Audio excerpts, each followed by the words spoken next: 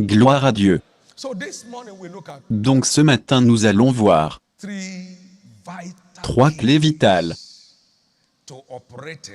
pour opérer dans le surnaturel.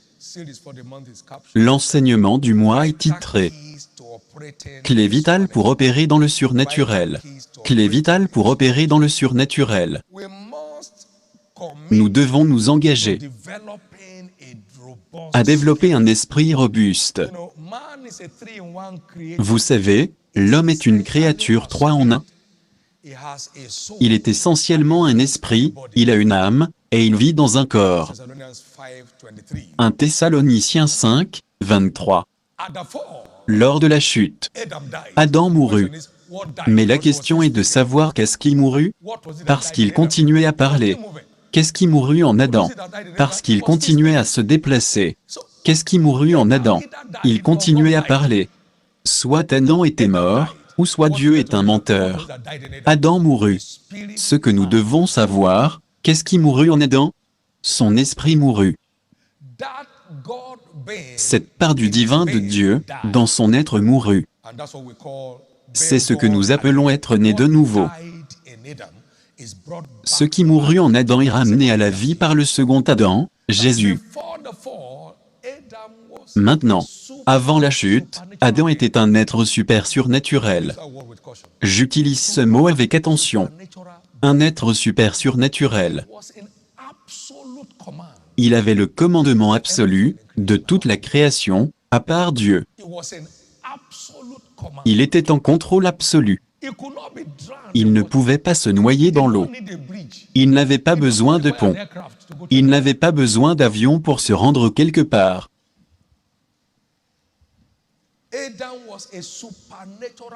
Adam était un être surnaturel. Il n'y avait pour lui aucune prescription médicale pour sa santé. Adam était physiquement nu, mais il ne pouvait pas le savoir. La gloire le couvrait. C'est ainsi qu'Adam était surnaturel avant la chute. Et la chute était la chute de son homme spirituel. Donc quand ton esprit devient né de nouveau et développé, tu bâtis des capacités. Alors tu reviens où Adam était avant la chute. Est-ce que je peux entendre un amen? En commande absolue des problèmes de la vie. En commande absolue des démons et esprits. En commande absolue du diable et tous ses anges. Donc la question est, être né de nouveau ne nous met pas en commande,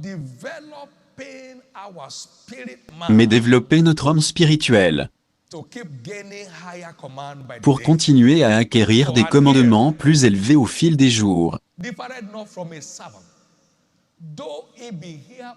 Parce que l'héritier ne diffère en rien d'un esclave, quoiqu'il soit l'héritier de tout, mais il est sous la tutelle des tuteurs et gouverneurs jusqu'au temps fixé par le Père.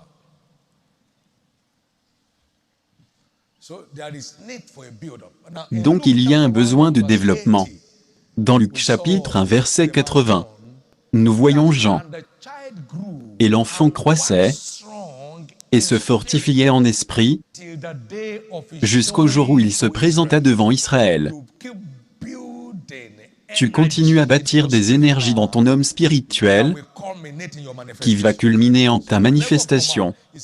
Donc, ton niveau de commande est fonction de combien tu t'engages à bâtir ton homme spirituel.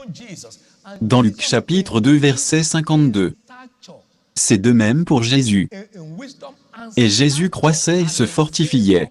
Il croissait en sagesse et statut, et avait la grâce de Dieu et des hommes. Jésus croissait. Donc c'est important pour nous de savoir, nous avons la responsabilité de développer notre homme spirituel dans des niveaux de commande sans cesse en croissance. Cela est très important, car un enfant nous est né, un fils nous est donné, et la domination reposera sur son épaule, sur le fils, et non pas sur l'enfant. On l'appellera merveilleux, Amen. Plein de merveilles. Alors qu'il émerge comme un fils, il commence à commander des signes et prodiges. Cela est vital. Nous devons nous engager à bâtir un esprit robuste pour que nous puissions commander le surnaturel. Nous devons bâtir. Comment allons-nous bâtir notre esprit? La nourriture de l'esprit. La seule nourriture de l'esprit est la parole de Dieu. L'homme vivra de toute parole qui sortira de la bouche de Dieu. Donc c'est par la parole que nous bâtissons notre homme spirituel. Tu ne peux pas bâtir tes muscles sinon que par une nourriture de qualité. Nourriture de qualité.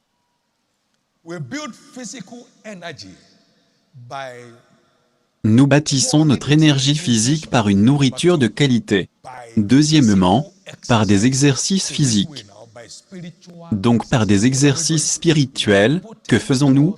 Nous mettons la parole de Dieu en pratique. Nous nous exerçons nous-mêmes à marcher dans la lumière. Amen. Et donc nous continuons à changer de niveau de commande. Cela est très important. Mettez en pratique la parole, et ne vous bornez pas à l'écouter, en vous trompant vous-même. Car, si quelqu'un écoute la parole et ne la met pas en pratique, il est semblable à un homme qui regarde dans un miroir son visage naturel, et qui, après s'être regardé, s'en va, et oublie aussitôt comment il était. Donc c'est important pour nous de savoir qu'il y a deux voies par lesquelles nous bâtissons notre homme spirituel. Par la qualité de notre nourriture spirituelle, et par la qualité de notre exercice spirituel. Car l'exercice corporel est utile à peu de choses, tandis que la piété est utile à tout, ayant la promesse de la vie présente et de celle qui est à venir. Cela est vital, cela est crucial, que nous comprenons. Nous ne pouvons pas espérer un esprit robuste. Nous devons nous engager à bâtir un esprit robuste. Nous devons nous engager à bâtir un esprit robuste. Par exemple, des livres sont recommandés pour le mois. Ils continueront à être recommandés pour le mois. Que tu les lises ou pas, c'est tout autre chose. En aucun cas un enseignement de 40 minutes, qui a lieu 4 fois dans le mois, faisant en tout 160 minutes, pourra te donner ce que ce petit livre te donnera. Non, non. C'est ce que la formation fait. Et nous devons nous engager à cela, particulièrement la pratique de la parole que nous avons compris. Et les choses vont commencer à tourner en notre faveur. Rappelez-vous ce qu'il a dit. Si tu obéis à la voix de l'Éternel ton Dieu, en observant et en mettant en pratique tous ses commandements, l'Éternel te donnera la supériorité sur toutes les nations de la terre. Je changerai ton niveau. Cela sera ton expérience dans le nom de Jésus. C'est ce que tu expérimenteras dans le nom de Jésus. Bâtir un esprit robuste. Deuxièmement,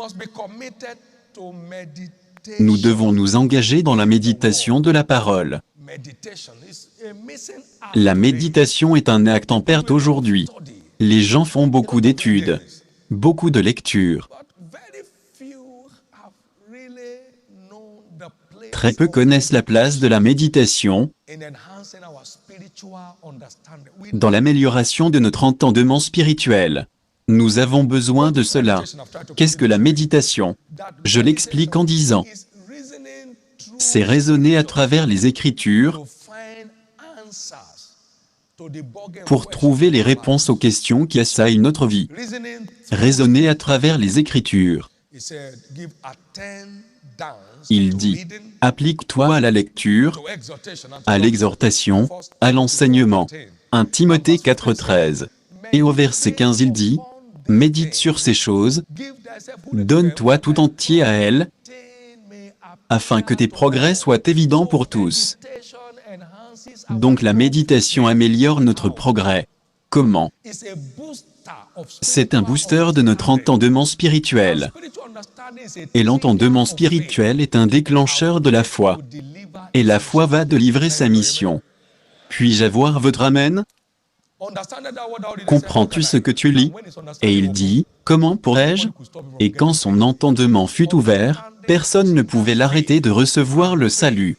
L'entendement déclenche la foi, et la foi relâche la victoire que nous désirons. Puis-je avoir votre amen?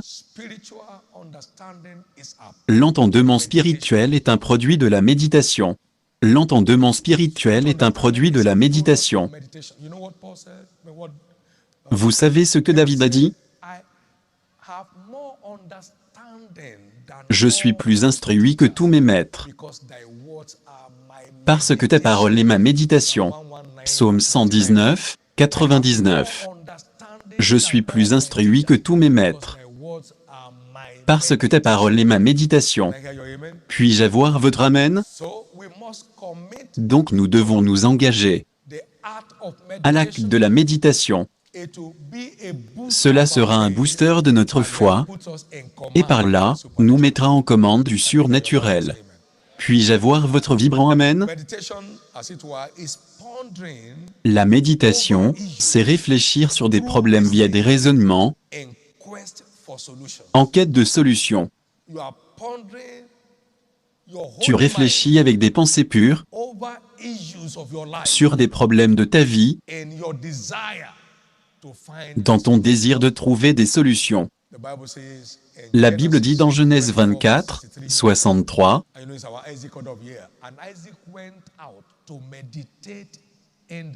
que le soir, Isaac sortirent pour méditer dans les champs. Ce n'est donc pas une supposition, c'est un programme, un planning. Il partit pour méditer. Il partit pour méditer, au soir. La méditation est un booster de notre être intérieur. C'est un booster de l'entendement. Nous voyons le Fils prodigue. Il rentra en lui-même. Luc 15, 17. Il dit: combien de serviteurs de mon Père ont du pain en abondance, et moi, ici, je meurs de faim. Oh mon gars, tu feras mieux de te lever. Je me lèverai et j'irai chez mon Père et je lui dirai: Père, j'ai péché contre le ciel et contre toi. Je ne suis pas digne d'être appelé ton fils. Traite-moi comme l'un de tes serviteurs. Il revient à sa dignité par la voie du raisonnement. La méditation est l'acte de raisonner sur les problèmes de notre vie, dans notre désir de trouver des solutions. Puis-je avoir votre amen?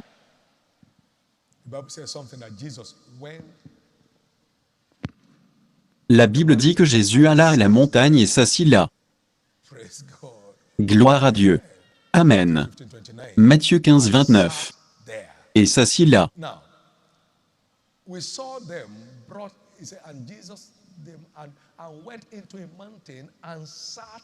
Il est dit, Jésus alla à la montagne et s'assit là. Quand ils lui amenèrent une femme attrapée en adultère, il était en train d'écrire à terre, comme s'il ne les avait pas entendus. Il se connectait avec la réponse correcte à donner pour mettre au silence ses ennemis. Si aucun de vous n'a jamais péché, qu'il soit le premier à lui jeter la pierre. C'est une démonstration de la méditation. C'est une illustration de la méditation. Il lui posait des questions. Devons-nous payer les taxes? Apportez-moi une pièce.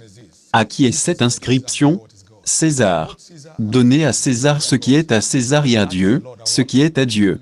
Tous les deux, César et Dieu doivent avoir leur part.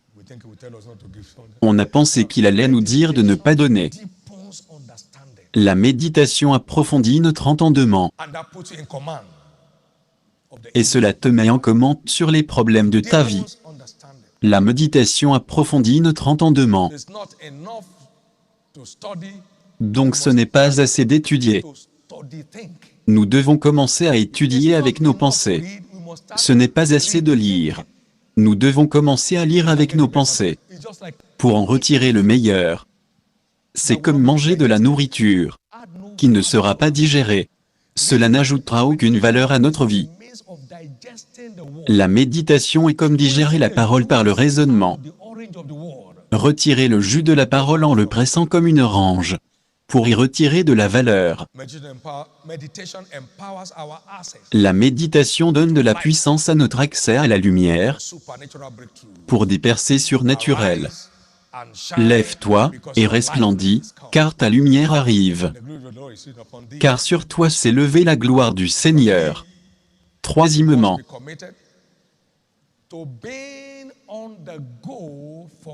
nous devons nous engager à être en action pour Christ. Tous ceux qui sont en partenariat avec Dieu pour avancer les causes de son royaume sont naturellement en commandement du surnaturel. Une simple raison à ça. Jésus mourut pour le monde entier. Il veut que tous les hommes soient sauvés. Il ne veut qu'aucun périsse. 2 Pierre 3, 9. 1 Timothée 2, 4. Il veut que tous les hommes soient sauvés et parviennent à la connaissance de la vérité. Jean 4, 48. À moins que vous ne voyiez des signes et prodiges, vous ne croirez point. Donc Jésus sait que beaucoup ne croiront pas sans avoir vu des signes et prodiges. Donc, toute personne engagée à être active pour lui est richement dotée de la grâce de commander des signes et prodiges. Parce qu'il veut que tous les hommes soient sauvés. Il ne veut qu'aucun périsse. L'enfer n'a pas été prévu pour l'homme, mais pour le diable et tous ses anges. Donc il donnera richement l'onction pour les signes et prodiges pour accompagner toute personne en action. Il les appela et dit, « Allez partout et prêchez l'Évangile. » Marc 16, 15. Ils allèrent et prêchèrent partout. Dieu était avec eux, confirmant la parole par des signes et prodiges. Ce mois-ci, ce type de signes et prodiges que tu n'as jamais imaginé s'accomplira par tes mains.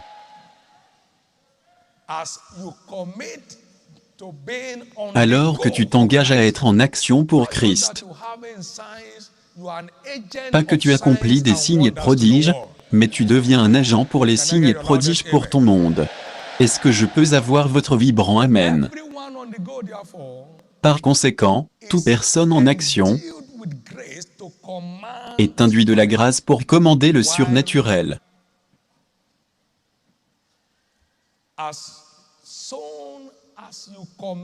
Dès que tu t'engages en action pour Christ, il te donne le pouvoir pour des triomphes surnaturels. Quand il les envoya sans bourse et sans sac, ils ne manquèrent de rien. Même les démons nous sont soumis en ton nom. Il dit, « Je vous ai donné le pouvoir. » Toute personne en action est habilitée pour donner des résultats. Et je décrète, à compter de maintenant, le surnaturel sera à ta commande naturellement. Si tu crois, laissez-moi entendre un vibrant Amen.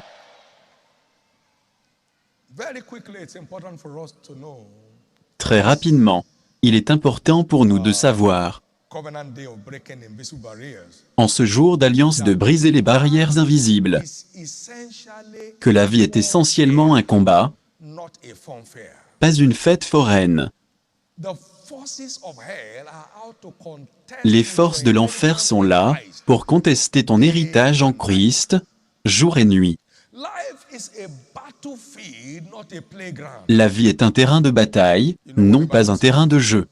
Vous savez ce que la Bible dit? Si nous marchons dans la chair, nous ne combattons pas selon la chair. 2 Corinthiens 10, 3. Car les armes avec lesquelles nous combattons ne sont pas charnelles, mais elles sont puissantes, par la vertu de Dieu, pour renverser des forteresses. Nous renversons les raisonnements et toute hauteur qui s'élève contre la connaissance de Dieu, et nous amenons toute pensée captive à l'obéissance de Christ. Nous sommes prêts aussi à punir toute désobéissance, lorsque votre obéissance sera complète.